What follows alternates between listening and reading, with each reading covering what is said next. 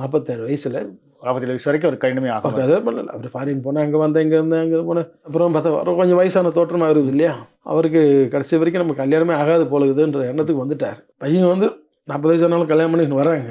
அந்த பெண்கள் வந்து இப்படி நான் கம்ஃபர்டபுள் ஆயிடுறேன்னு நினைக்கிறாங்க. அதெல்லாம் ஒரு பெரிய ஒரு டிசாஸ்டர் தான். அதாவது நம்மளுடைய பண்பாட்டுக்கு இது வந்து ஆபத்தானதுன்றது தான் எங்களுடைய கணிப்பு. ஒரு கால் கட்டுங்கிறது ஒரு மனுஷனுக்கு குதிரைக்கு ஒரு மூக்கணாங்கயிறு மாதிரி. பொண்ணுக்கோ பையனுக்கோ 2 பேருக்கும் அந்த பாண்டிங் இருக்கணும். அந்த பாண்டிங் இருந்தால் தான் ஒரு அச்ச உணர்வு வரும் மைண்டில். நம்ம எப்படி வாழணும் இந்த சமுதாயத்தில், அவங்களுக்கு மத்தியத்தில் எப்படி வாழணும், இப்படி வாழணும். அதை ஒரு கட்டுக்கோப்புக்குள்ளார நம்ம ட்ராவல் பண்ண வைக்கும். இது இல்லைன்னா தான் தோன்றித்தனமாக மிருகத்தனமாக சொல்லப்போனால் அடுத்த வார்த்தை தான் ஒரு அடமெண்ட்டாக நான் தான் எல்லாம் எனக்கு என்ன டிசைட் பண்ணுறோம் பண்ணிக்கிறேன் அப்படின்ற ஒரு தனித்துவமான ஒரு குணாதிசம் போகிறது சமுதாயத்துக்கு கேடு. அது ஆணாக இருக்கட்டும் பெண்ணாக இருக்கட்டும். மாப்பிள்ளைகளுக்கு பெண்கள் பார்க்குறது இல்லை பெண்களுக்கு மாப்பிள்ளை பார்க்குறது விதத்தில் எத்தனை வயசு அதிகமான ஆட்கள் அவங்ககிட்ட வந்திருக்காங்க?